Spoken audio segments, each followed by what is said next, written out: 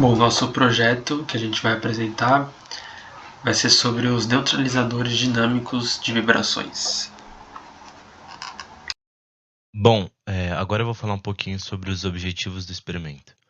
Esse experimento ele tinha como objetivo observar as amplitudes dos discos de cada sistema no regime permanente, obter de maneira experimental a frequência angular comparando com o valor teórico da frequência angular do sistema secundário e compreender a baixa amplitude no sistema primário. Agora falando um pouquinho mais sobre a teoria, considera um oscilador de massa m e a constante elástica k.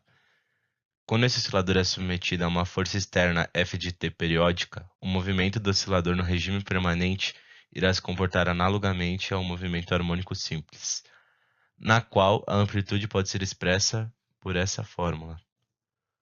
A amplitude será máxima quando a frequência angular for igual à frequência de ressonância, que também dá para ser aplicada nessa fórmula aí. E se ajustando a frequência de força externa dentro do intervalo de ressonância, para que o oscilador continue funcionando, é proposto acoplar um sistema secundário semelhante à primeira estrutura. Esses sistemas são conhecidos como neutralizadores dinâmicos de vibrações. Falando um pouquinho mais da teoria, como a gente vai calcular duas frequências de modo teórico, utilizando os dados que a gente vai conseguir pelo experimento, a gente vai usar duas fórmulas para calcular. A primeira fórmula é essa daí, 2π sobre t, em que t é o período que a gente vai descobrir com os dados que foram fornecidos e coletados com o Pasco, e a gente vai aplicar essa fórmula para calcular a frequência no sistema primário, que é o sistema móvel. E aí a segunda fórmula ali, que é a raiz do K sobre M, essa a gente vai usar para calcular a frequência do sistema secundário, que é o sistema que fica parado. E os dados de K, que é a constante elástica, e M, que é a massa, foram disponibilizados antes do experimento. Em relação à amplitude, ao analisar as fórmulas obtidas pelo modelo matemático disponibilizado, podemos concluir que quando a frequência angular natural e a frequência angular relacionada à força externa forem iguais, o A1 é igual a zero, e quando ambas as frequências são similares, a amplitude em A1 acaba sendo mínima, que é o que acontece no nosso experimento, com o intuito de reduzir o A1 o máximo possível, já que apenas em um modelo ideal para as frequências serem exatamente iguais. Em relação ao A2, se ambas as frequências forem iguais, a amplitude vai depender apenas de menos F0 sobre a constante elástica 2. E a finalidade do experimento e da análise é transcrever o sistema para a realização dos cálculos, com o intuito de recolher os dados e as medições, como por exemplo as massas e as constantes elásticas dos osciladores, com o intuito de ajustar as frequências e deixar elas bem similares, resultando no amortecimento da primeira amplitude. Agora, baseado no modelo matemático, em relação à condição de equilíbrio, temos essas duas equações para os dois osciladores, que pode ser reescrita, como está ilustrado ao lado. Ao mudarmos de variável, as derivadas acabam se tornando idênticas em ambos os lados, e a força-peso acaba não influenciando no tipo de movimento, e sim apenas na posição de equilíbrio. E ao reescrever em ambas as equações sem a influência da força-peso, elas ficam com essa estrutura que está no tópico inferior direito. Agora, abordando sobre o regime permanente, ambas as posições dos osciladores vão ser descritas por equações do MHS, onde o ômega-F representa a frequência angular da força externa, e substituindo nas equações 1 e 2 do slide anterior, que no caso são as equações sem a presença da força-peso, temos essas duas equações do tópico ao substituirmos. E ao reescrevermos o item 5 a partir das frequências angulares, acaba tendo como resultado uma equação para o A1, que pode ser substituído no item 4 e sucede o item 7, e o mesmo serve para o A2, que sucede o item 9. Isso é o que foi abordado há 2 slides atrás, em que se ambas as frequências forem iguais, a amplitude dependerá apenas de F0 e a constante elástica 2.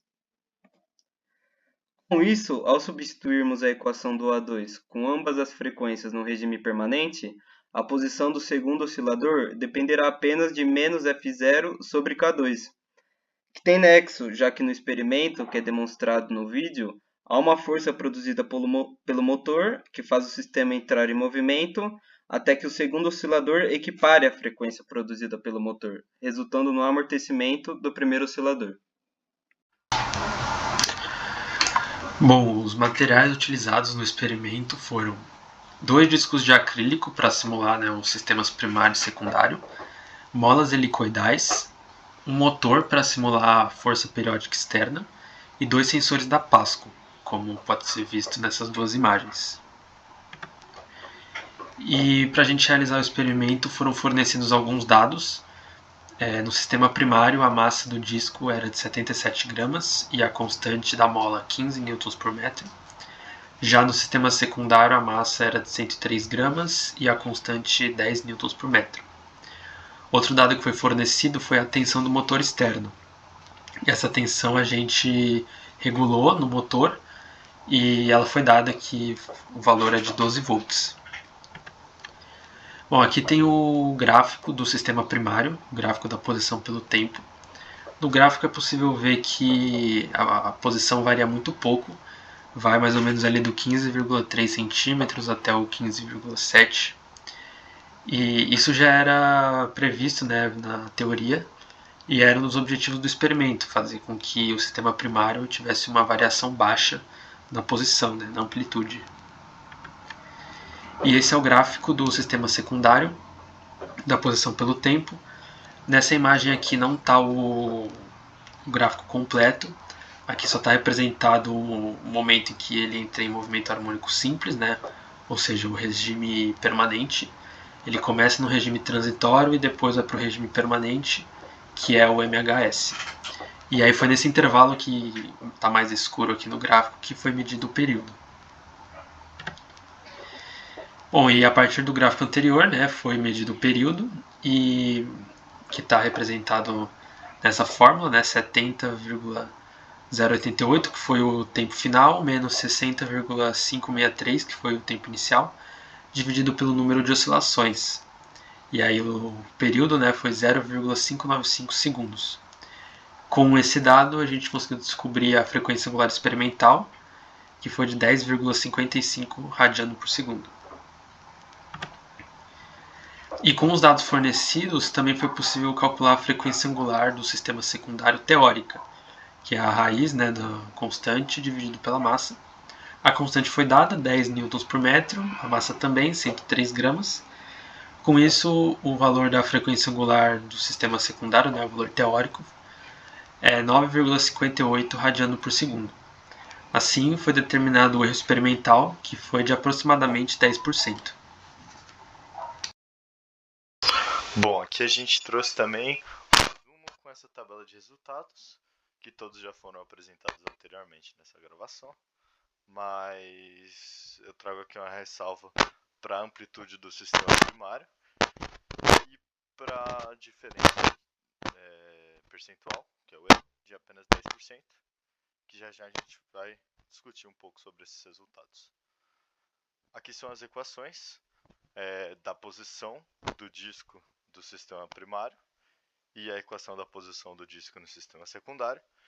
E essas equações são obtidas porque a partir do sistema permanente, do regime permanente do nosso sistema, os discos a posição do disco vai obedecer ao movimento harmônico simples, porque a velocidade angular e a amplitude deles vão ser constantes.